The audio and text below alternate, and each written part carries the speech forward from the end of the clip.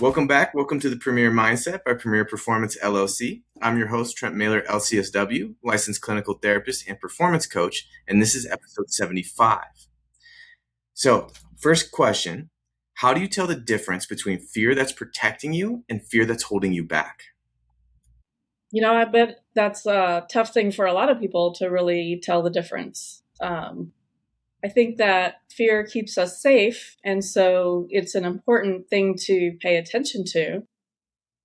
But it's also something that we have to figure out, is it really about safety, whether it's emotional safety, physical safety, or is it something that indicates that our perception of safety needs some help? So before we get further, I want to introduce my guests.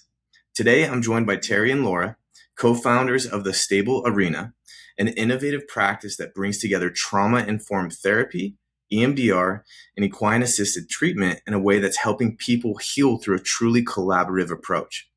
Terry is a licensed clinician with more than 25 years of experience working with trauma, child welfare, and behavioral health.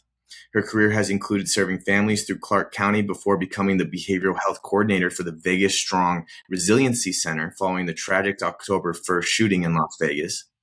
Through the work, she saw firsthand the growing need for trauma-informed care and eventually found herself drawn toward EMDR and the possibilities of equine-assisted therapy. Laura brings more than 25 years of experience working with horses as a trainer, riding instructor, and certified equine specialist. After opening Tranquility Ranch in 2018, she dedicated her work to equine-assisted psychotherapy, combining her lifelong understanding of horses with a passion for helping people heal. Together, they created the Stable Arena as a place where clinician, equine specialists, and horses work together as equal partners in the healing process. Today's conversation isn't just about therapy. It's about recognizing a need, building something meaningful, trusting collaboration, and creating an environment where people can move forward in ways they never thought possible. And I'm excited to hear their story. So quick note before we dive in, this podcast is for education and performance growth. It's not a replacement for therapy or medical treatment. If there's something you need, make sure you go and get it. And on top of that, all of our social media accounts, along with our newsletter, are all located in our episode description. So get involved there as we continue to build all these things up. Let's get into it.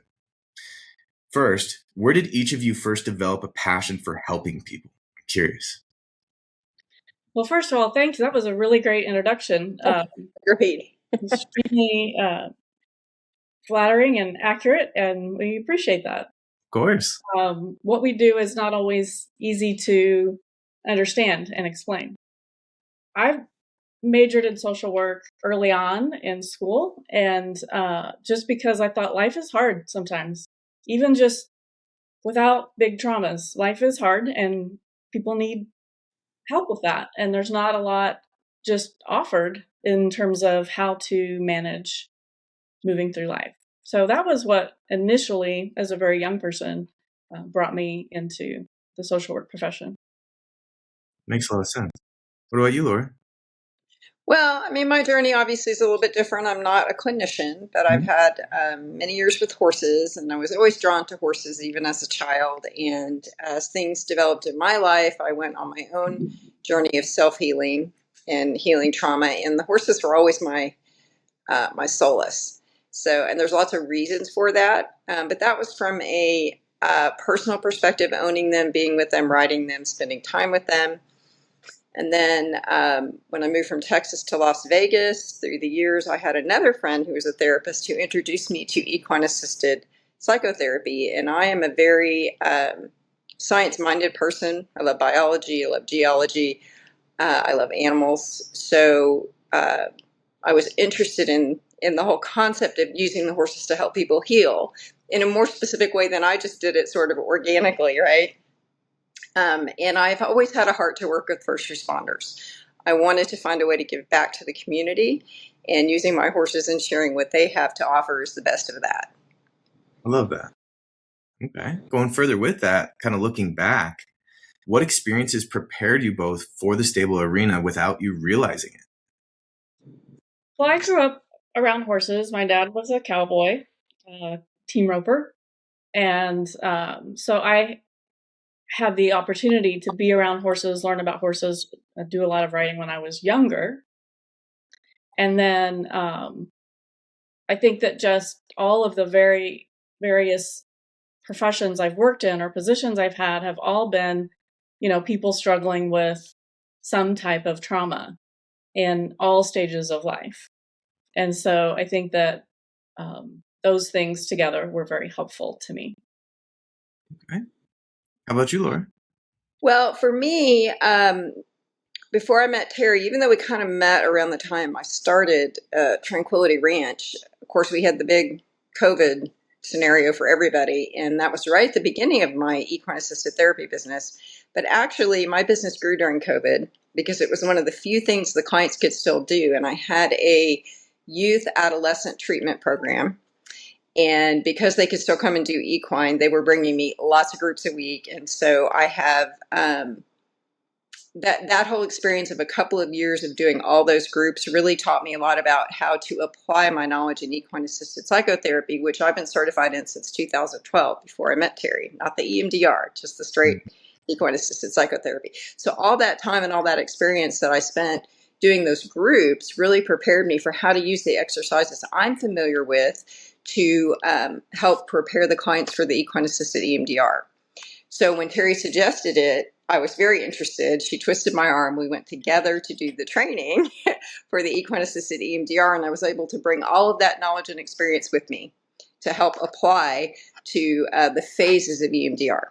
So that was great preparation for this work. Absolutely. That's awesome. It's great how that comes together so well.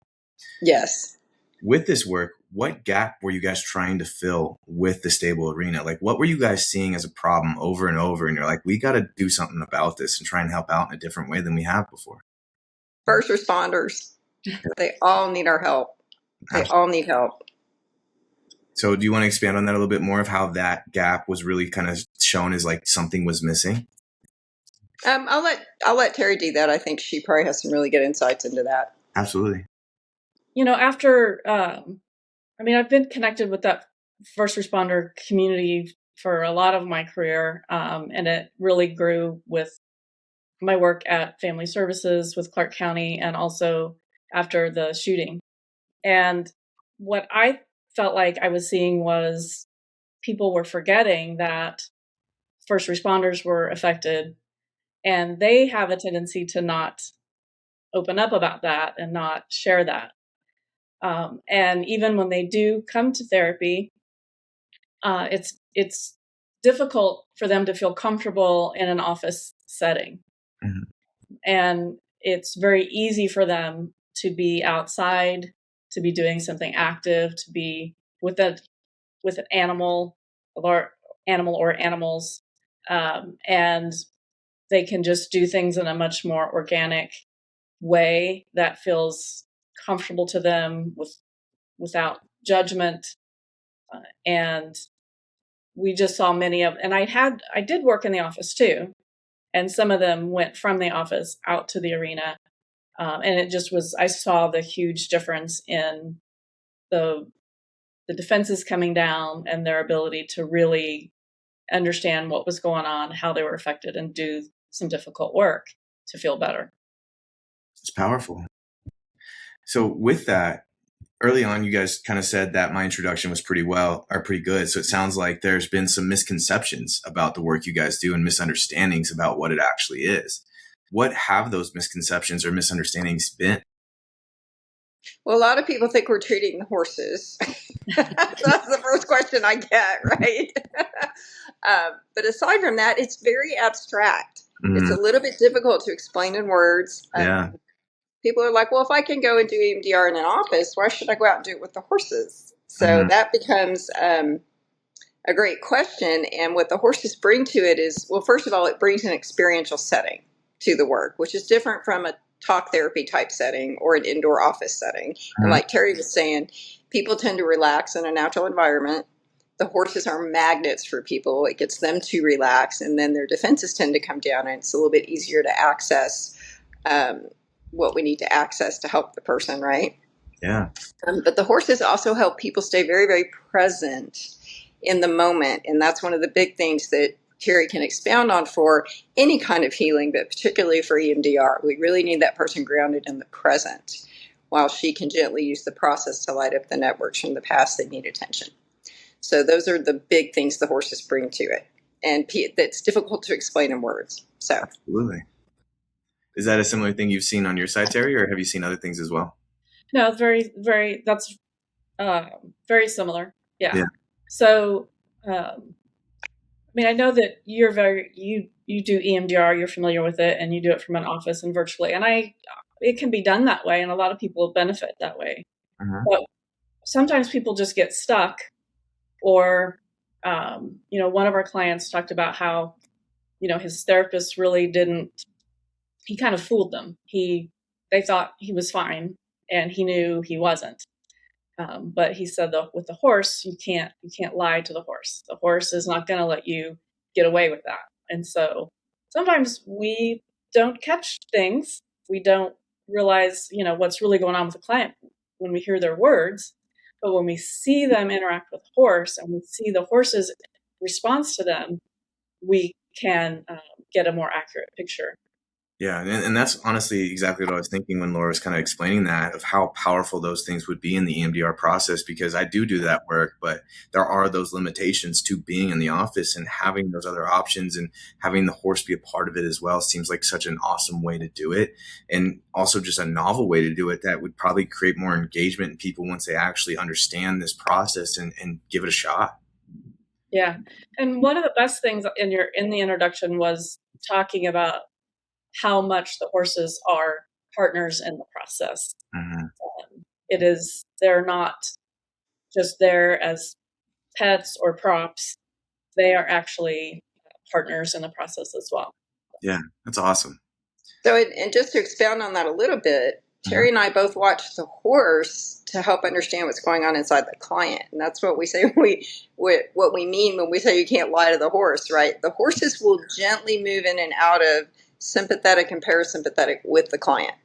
So sometimes we can't always see it on the outside, but we can see the horse's reaction, and Terry can check in with the client and say, is there something happening with you right now? Right? Yes. Sometimes they escalate internally and we can't tell, but the horse feels it. The horse feels their heart rate increase and understands what's happening, because horses are very highly attuned to their herd mates.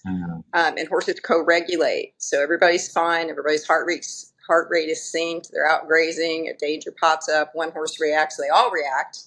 Everyone's heart rate goes up at once. They gallop away from the danger, talking about fear keeping you safe.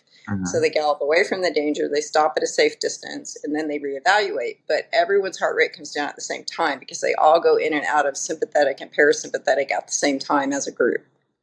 So that's where horses get that skill about helping us understand what's going on with the client. Yeah, that's really cool, especially to kind of see it through them and see what's going on and understand the process and where they're at in it, because so many clients are really great at hiding it. I mean, especially first responders, because they're literally trained to turn these things off and not show these things, show no weakness. And that's like the opposite of what we want to do when we're doing trauma processing. So that's a pretty awesome tool to have in this, and have those partners kind of working with you. Have you guys ever had a horse refuse to participate in treatment at times, like in these type of situations? Has that ever happened? We've had horses move away from whatever energy the client is projecting. Or if the client does something that the horse interprets as possibly threatening or gives the horse uncertainty, the horse will move away. Horses are primarily flight animals. Yeah. So they may move away at a slow pace, or they may take off running. I've seen both. And that's typically in response to whatever the client is doing. So yes, we have had horses move away, but they will re-engage depending on, what happens with the client. It's not like they run away and stay away. Okay. They're willing to navigate through that situation with the client. Yeah. Okay. And with that, can every horse do this work, or is it like a certain type of horse or a certain type of temperament coming in, type of training? Like, what is needed to kind of have these partners come in and do this work with you guys? They all bring something different to the process depending on their personality. Mm-hmm. Some are more inclined to engage with people and do what we call join up. Some are more of a challenge. All of my horses are super confident, so they all bring that. So sometimes clients have to learn to be more assertive or communicate more clearly to get the horse to respond. Mm-hmm. But there's no right or wrong in anything we do. It's really just about what the client learns about their own patterns of behavior and communication. Because again, the horses respond genuinely. And if our verbal expression is different from our energy expression, they pick up on that. Yeah. People don't always, or sometimes they move past it, or sometimes they ignore it, but horses don't. So it helps the client understand how they're communicating verbally and non-verbally, so that they can adjust or figure out, the patterns that are going on in their own lives. Like that. Laura does a great job of just training her horses in general in terms of being around people. There's not a special training to be, therapy horse, but she knows their personalities. She knows what kind of day they're having. She they do this all the time. They do this day in and day out and have ever since she identified, them, I guess, ever since I've known them. But, you can, I'm sure there are horses she's known in her life that she wouldn't use, but all of her horses are amazing. And like she said, they all have different personalities and they bring something different to the client situation or the client's perspective. And just to expound a little tiny bit more on that, that's true. I mean, I know my horses really well. Most of them I've had since they were born, or I bred them. And my job as an equine specialist is primarily to make sure everybody stays safe, first of all, right? That the horses are in an okay place, that we're all physically in a safe space. I can gently intervene if I think there's something going on that might not be safe for a client, just based on my knowledge of the horses and the activities and whatever's going on at the moment in the environment. So, but as far as special training, I mean, I prefer the horses we use be used to people and having them around and having, being touched and having strangers approach them and that kind of thing. So when she says there might be a horse that I might not put into that situation, it's because I feel like the horse may not be ready to be accommodating, and it might be unhealthy for the horse. Of course, I don't want people hurt, but, if a horse is going to react in a way that I think is not best for the situation, I probably would use a different horse. Makes a lot of sense. Okay. Kind of zooming back out to building Stable Arena in general. When you guys were going through that process, what was the biggest leap of faith you guys had to go through? Wow. Well, it's still a leap of faith. It's an ongoing leap of faith. I learned about, I got trained in EMDR and learned about equine-assisted EMDR, how you could put it together, and kind of waited for a training to come up that I could go to. And at the time, I mean, you needed to either be both an equine specialist and an EMDR therapist, or you had to go as a team. So since I wasn't an equine specialist, I talked Laura into going with me, and then we needed to practice. So we actually had, when we start something new, we often let someone volunteer at no cost to let us, do our thing. So we started practicing it, and it just was, the results were so amazing that we just jumped right into it. You kind of learn by doing. I don't know about leap of faith. I mean, Yeah. I think it's also really important that Laura and I collaborate so well. Going into business together, so to speak, is not always an easy thing to do. Yeah. But I think that our goal and our focus is the same. We want to help people heal, and we believe in this modality. And so whatever does come up, that's our focus, and we figure it out. Like that. What helps you guys collaborate so well? Like, is that something you guys noticed like immediately off the bat? Was that something you knew before getting started, or was that something you kind of figured out along the way as you guys went? Well, I think it got established very quickly. Terry has a wonderful demeanor, not only with clients, but just in general. And I think there was a mutual respect and rapport there from the very beginning. So, and like she said, our goals are very common. We want to help people, and we want to use the horses to do it in the best way that we can figure out to make that happen. And I think we have managed to do that. So the leap of faith wasn't that it wouldn't work for the clients. We knew it would. We just had to figure out the right methodology, and we still adjust depending on the client, you know. So, yeah. Makes sense. Yeah. And I think we are pretty clear in our roles, and we support each other in those roles. And so I think that makes a big difference. And she's learned a lot about what my role is, not only fulfilling hers very accurately and very effectively. And I've done my best to learn as much as I can about, the equine specialist side of things, but that's what she does when we work together. We try to keep those things clear. And also, we don't want to confuse a client, by mixing those roles. So we stay in our lanes pretty well. Yeah. I'm sure that helps with just kind of dealing with business dealings in general, just kind of whose role is what, and kind of having that division and having that set up and just clarity. I mean, in a lot of ways, clarity is kindness. And without that, it's really hard to get things done. Yeah. So with these things, have you guys ever run into skepticism or people just not really believing in the work that you're doing? And how do you guys deal with that if you have? We love skeptics because if they're at least open to considering it, they usually change their minds pretty quickly. But yeah, I think part of it is, like I said, people not understanding, how do you put the two things together?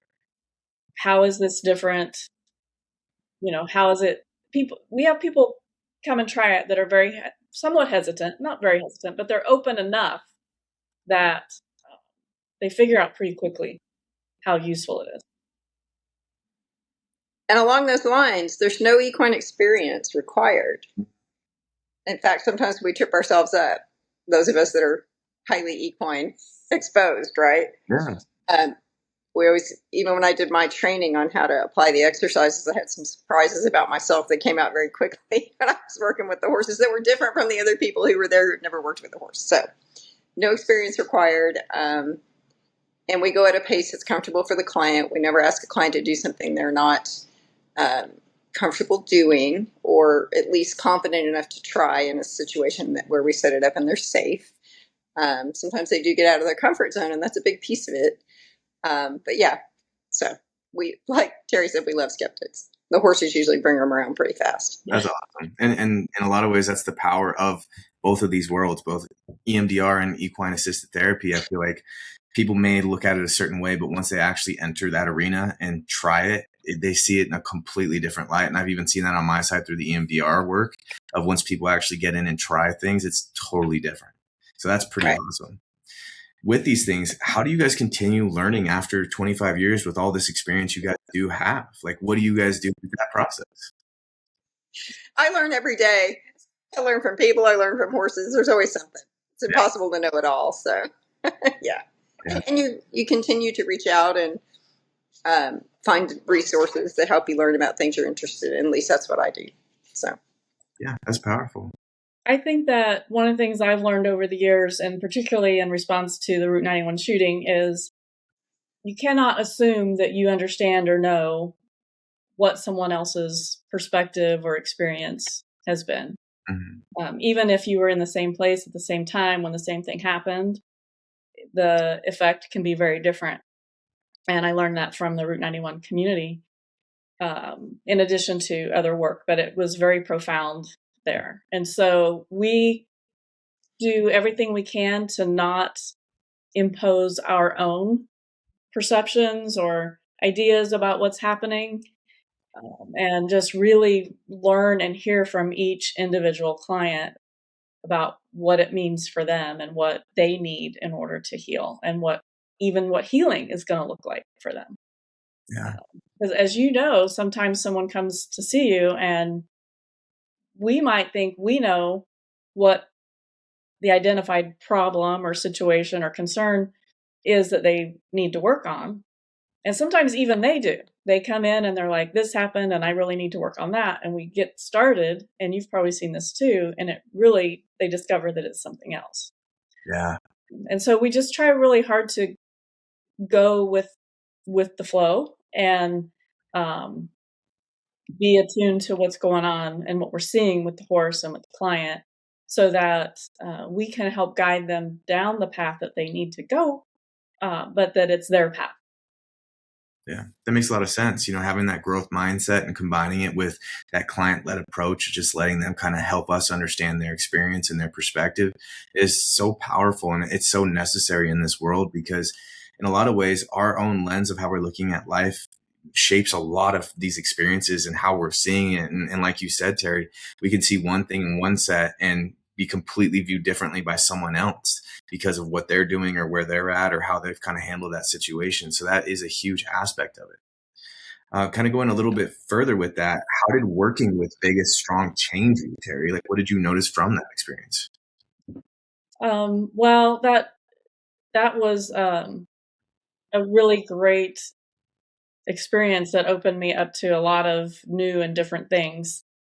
The shooting affected so many people over such a large geographical area, because it happened here, and then they went to their home communities, and just like I said, all of the various populations or groups of people that were affected that we don't always think about, and how differently it affected each person. There was a lot of things they have in common, but it was a unique experience for each person, even though they came together very effectively. Well, I was lucky with Route 91. So I didn't have any close friends or family that were involved. I have since seen, in doing this work, a lot of people who've been through it. And as Terry said, every person's perspective is different. You can have two people that were there together, and what they perceived and what they went through and what they reacted to. The parts that traumatized them the most are different. I like to look at it as